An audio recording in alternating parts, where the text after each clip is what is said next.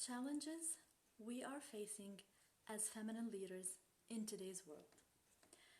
So this is not my usual type of video where I'm usually sharing coaching advice or something related to emotional resilience or feminine feminine energy, but I truly believe that every feminine voice out there really counts, and we can inspire really in so many ways. And there's so much for us to touch in the other, and we really owe it to ourselves and the world to speak in alignment with our own truth. And so my hope is that in this video I am sharing my truth when it comes to some of the challenges that I have myself faced as a feminine leader, and also I see a lot of us women are facing in today's world as feminine leaders. So thank you for everyone who's joining me. And when a woman starts to wake up to her power, this women empowerment movement that we are witnessing, it started because we have noticed, we have experienced that we are being disempowered, at every level, really. We are being disempowered in so many ways, starting with how we are not even allowed to express our truth or even how we feel. We're not even empowered to handle our emotions the right way. We're not empowered to express our feminine essence and our feminine truth, because there are so many boxes that the society has created for us to fit into. And although a lot of these boxes, they do not call to our soul, they don't call to our truth, we find ourselves trying to conform. But when we realize that this does not serve us anymore and we want to break free from this, from these norms, we do realize how men are playing part in the disempowerment of women, because it's the patriarchal system, right, that is created by men. And so this vibe of the patriarchy, the toxic masculinity, let's call it, part of it is disempowering women. But in our attempt to empower ourselves, to fight for our rights, to fight for equality, we find ourselves adopting that same strategy that this patriarchal system is using, okay, to achieve our own goals. And this is where I think that we are missing the point. If I am fighting a system that I think is not effective in creating equality, then I should not be adopting its own strategy in terms of, like what we see now in toxic femininity. We see it as empowering women equals disempowering men. So this is the flavor of this movement now. And if you go to TikTok and you see the amount of relationship advice that is based upon bashing men, disempowering men, it's just truly toxic. And I know that we need to fight for equality. We need to fight for our rights. We need to set things right in terms of how it aligns with our own truth as women.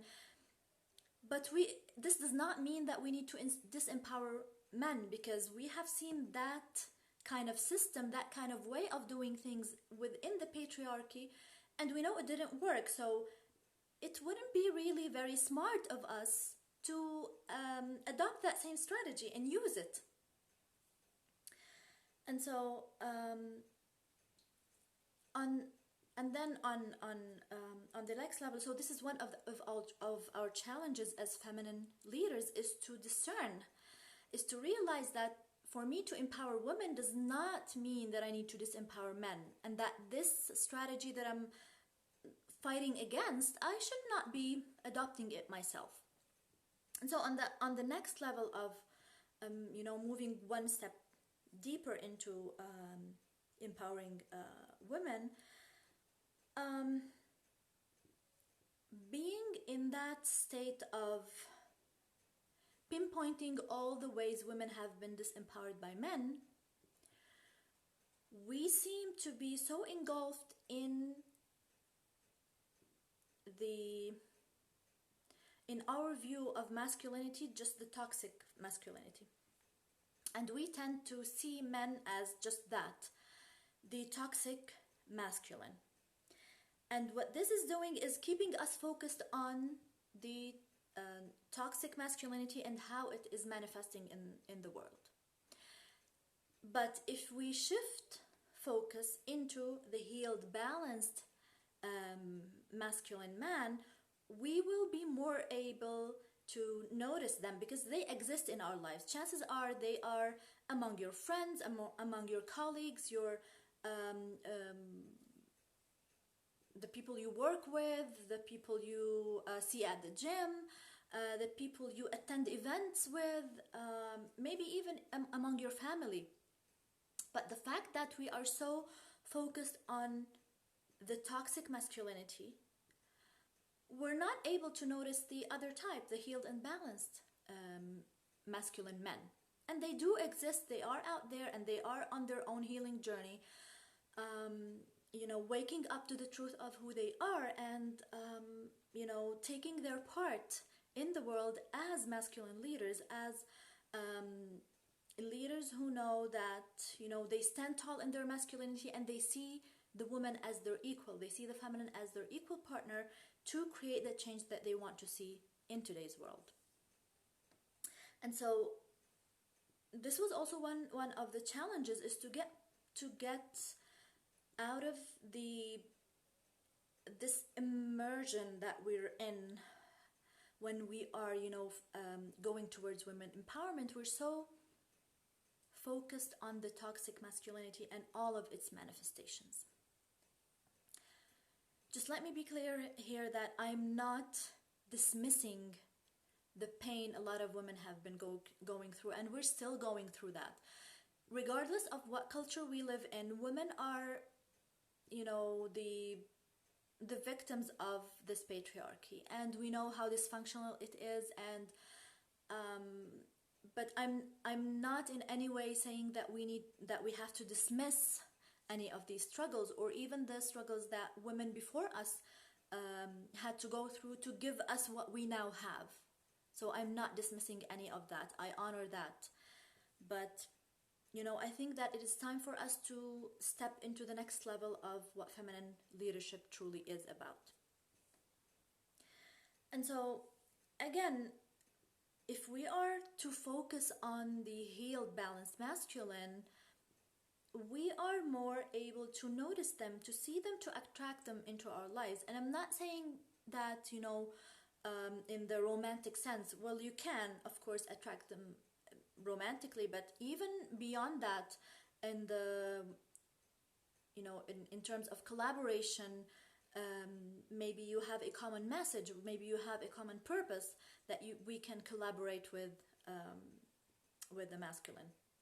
And so this will allow us to put it into action, really. When we say that we're going to start seeing the healed, balanced masculine as an equal partner in bringing balance and healing into today's world, then this is how it will look like in action. We will start seeing more collaboration between the healed, balanced feminine and the masculine as well. And so it's no longer a relationship of competitiveness, or who can break the other, or who can disempower the other, or who can banish the other from the face of earth.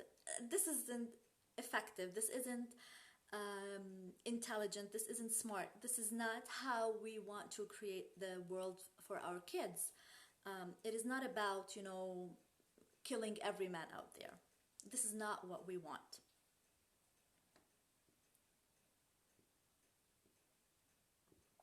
And so to move also one step deeper into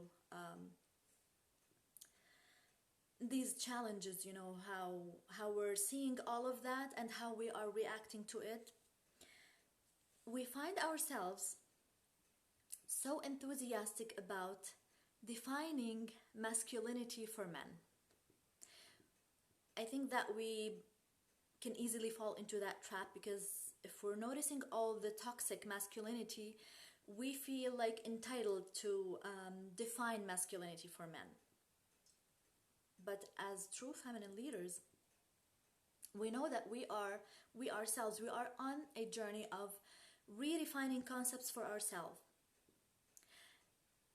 And if this is, you know, the truth, if we are not resonating with what the patriarchy has created for us in terms of what femininity is, what it looks like, how a feminine woman should be, or even how a woman should be like, we know that none of that resonated with our truth, and we are now on a journey of redefining these concepts for ourselves.